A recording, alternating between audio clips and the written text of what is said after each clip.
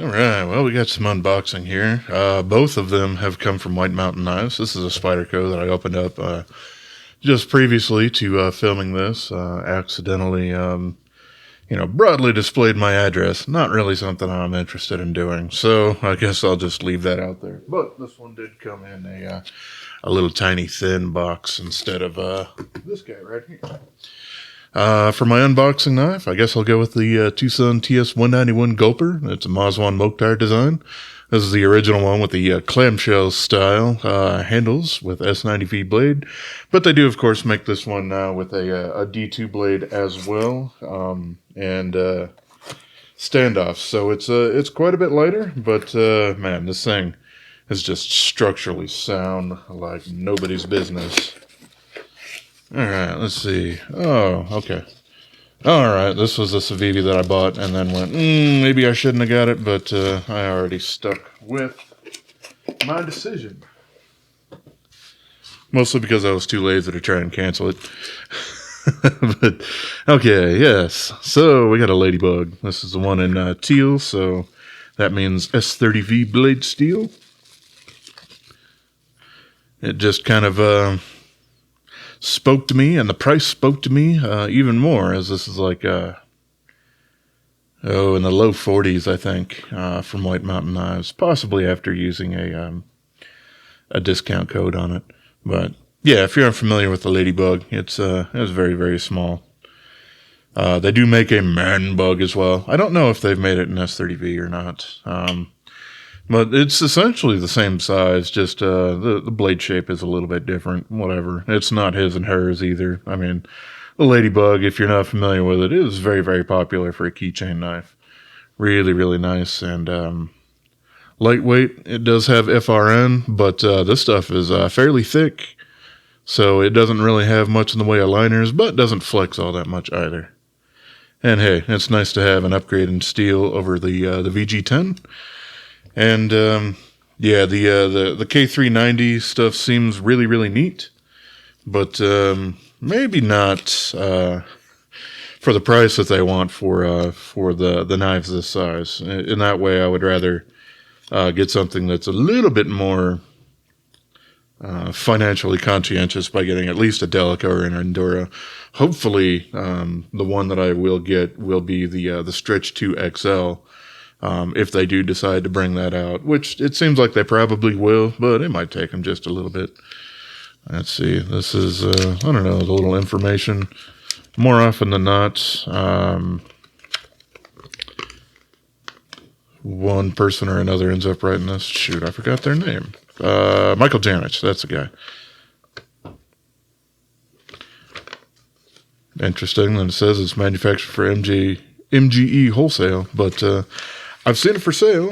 I got it from White Mountain Knives, but of course there was also Blade HQ and Knife Center, and I'm sure probably some other places that did as well. Alright, here is the other one. Sure, I'll use the Spyderco for it. Well, actually, I want to save that for sharpness testing, so I don't want to gum that up. So, what I have here is one of the new Civivis.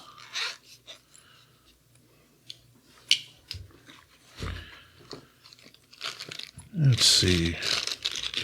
It's probably another one with an S name on it. Yeah, the Sinisys. The reason why I kind of wanted to return this guy, I saw it and saw the Burlap Micarta and kind of got a little excited. And forgot this is a steel frame lock, which generally doesn't excite me all that much. Because they're quite heavy, and this one is definitely that.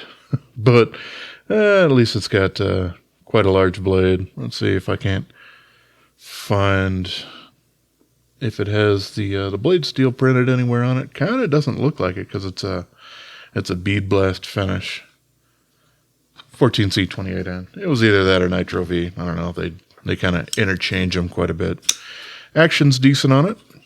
Nothing really to complain about going on there. Nice and smooth. And it is fairly thin because it does have that steel frame lock sort of thing going on.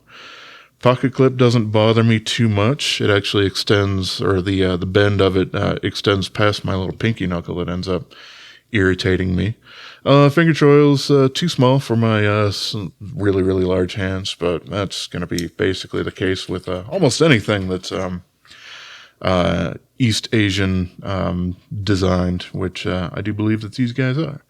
But yeah, the micarta seems interesting. It definitely has some of those flaws that you end up getting in some of the burlap stuff. It's just kind of the nature of the actual fabric that they're using there, not necessarily something going wrong in their quality control or anything like that. But yeah, pretty interesting. Still really, really heavy for kind of its size and having a micarta scale on it. Let's see if I can't find out exactly what that weight might be. Yeah, just a hair under 5 ounces, or 140.5 grams, give or take. So, pretty heavy. But, yeah, I do like the blade shape on it. It's a high saber grind with a clip point sort of thing going on here. We don't really have a much of a curve. There is a little tiny bit of a curve, I suppose, on that clip. But otherwise, pretty darn good. Because of the finger choil that we have here, much less of a problem with the plunge grind. It is very, very gradual, but it does end way back here. So you're good for sharpening on this guy. And the blade does actually start after the handle scale is there. So relatively easy to sharpen, depending on whatever kind of a situation that you're sharpening with. Some of them are a little bit more difficult than others, like a belt grinder. You can possibly accidentally mark up the scales or something like that if you don't get it at a decent enough angle or something like that. I don't know. Rookie mistakes, but they happen. Jimping's nice, so yeah, I can't really complain too much. Other than basically the weight for what this thing essentially is. I do really wish that this was just essentially like a thin liner with micarta on both sides. That would have made me a little bit happier, but it will. At least this thing was rather affordable. This one was like, I think, $66 before, White Mountain Knives discount sort of thing going on. So, nowhere near the 104 or something like that the Banneret uses, which is still essentially a stainless steel frame and or subframe lock with the same kind of steel. I don't necessarily know exactly what makes that one more expensive, but it doesn't really interest me, so I didn't pick it up. Alrighty, yeah, there's the two little guys I got going on here. Well, one little and one large, of course, but yeah, alright. I think some people actually refer to this teal as Tiffany blue. I think I've heard... I don't remember her name off the top of my head, but OCD for EDC's wife referred to it as Tiffany blue when I think they were opening up probably the Delica versions of these. I don't know. Tiffany, what do they do? Perfume? Jewelry? Something fancy. I don't know. Whatever. Anyway, I'll go ahead and cut this here. We'll go ahead and pick it up when I get some more stuff in tomorrow. So, catch you then. Woohoo! I got more knives. These are ones that I actually got from eBay auctions. The actual ones from TwoSun. They haven't done nearly as much as they used to, but hey, they were still there. And then they got held at the port in China. A lot of things apparently did rather recently. I don't know if there was an outbreak or whatever. But enough of that. I suppose I'll use my little Spyderco Ladybug. I did just recently... put a wicked edge on there. It already had a decent one, for sure. But I always do like to deal with my own here. Let's see. Both of them are kind of heavy.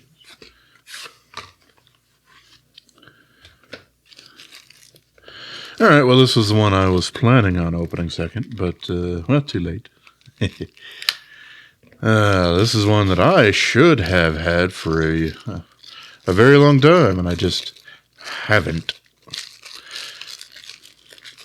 But I do have it now. This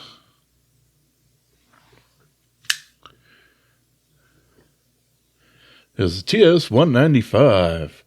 This is a titanium integral, or integral, however you want to say that.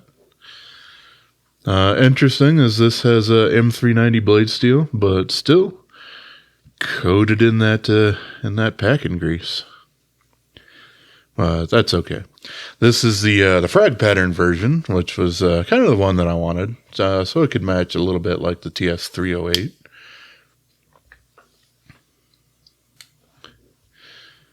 Yeah, this is a Mazwan Mokhtar design. You can see by the curve that we have here and the lip going after that.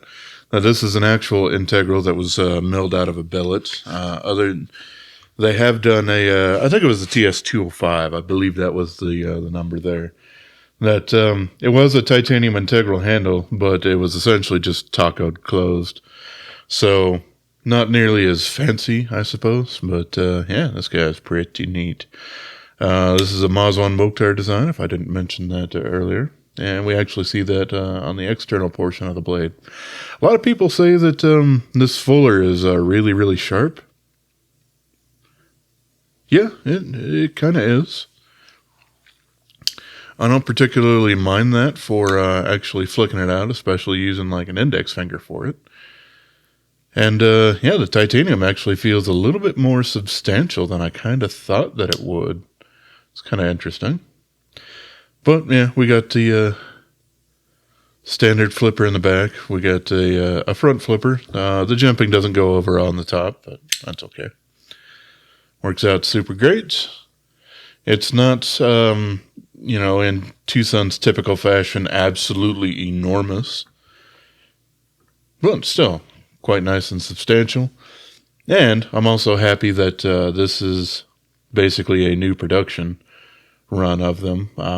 You could definitely see that by the actual inclusion of the model number on there, which is always great because TwoSun, over the last, year or so, has really, really seemed to, at least in almost all of my cases, really improved how they end up doing their M390. Feels nice and decently sharp going on there. Yeah, this thing's super, super neat.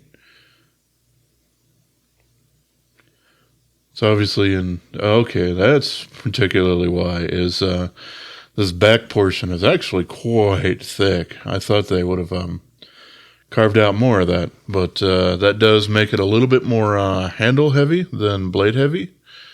But that actually does make the actual blade here a bit more nimble in the hand, so that's nice.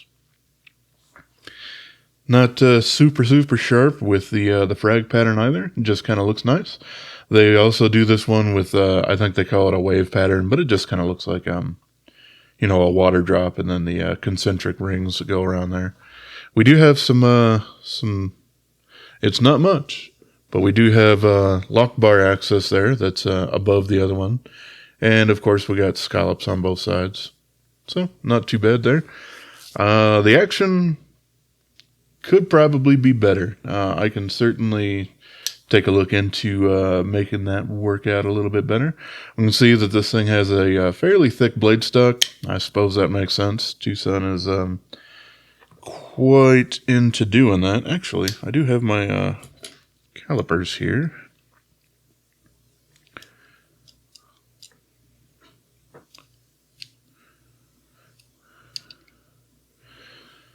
And it's about, 3.25, which is definitely thinner than a lot of other TwoSun knives out there. So yeah, most of that weight is coming from the billet of titanium there in the back. Still, really neat. Finger choil, obviously, not really large enough for me. Mazwan really hasn't made one that was large enough for me, but hey, that's something that I pretty much expect with most things in life, is they're not going to fit me. So I've already set that ship to sail. All right, and another one that I should have had for a very, very long time, and I didn't. Interesting that this one is also all sorts of taped up. I'm not used to that. I'm used to them having just, a bag or so. Not that I end up really keeping these necessarily. I keep the boxes, but yeah, I mean, this is pretty much just standard stuff. Alright, this one has a little bit of schmutz on it as well. This one, I think, comes right after that one in model. Number, at least. Yeah, this is TS-196, and this was the 195, right? Yes. This one is known as the Sabertooth, so it actually has a name. I'm not aware of this one having a name, but yeah, there you go. I got this for a quite a reasonable price through the eBay auctions and stuff like that, so I figured I would get it. This is also, unless I'm very, very mistaken, yes, Mazwan Mokhtar as well, with a pocket clip that is a little bit different. It still has kind of a concentrated point, but it does have a bit more of a ramp going on there. Certainly like that. We do have the lock bar access there. We have a really, really gradual plunge grind ends kind of right before the blade there. So depending on how you're sharpening it, might want to be careful with that. This one's actually a little bit smaller than I kind of thought as well. It's got a little kind of ledge there for my pinky, so that's yeah, decently comfortable. But I did actually think this thing was a bit larger. This one definitely has some thick boy blade stock thickness. Let's go ahead and check that since I have my stuff here. Yeah, this thing is basically 4 millimeters. No front flipper available on this one. That's okay. Yeah, this one is definitely made for much more hard use kind of stuff.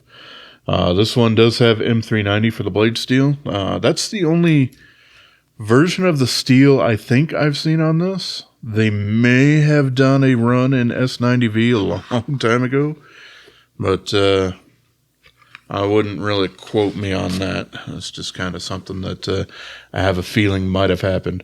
But I don't think they did this in, D2 or 14C28N at any point. A really, really secure lanyard hole going on here with both of these Chicago screws going through precisely that portion.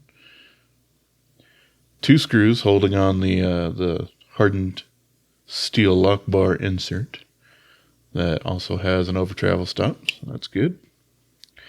The pivots do seem quite similar between these two. Obviously this one has a much different mounting mechanism overall.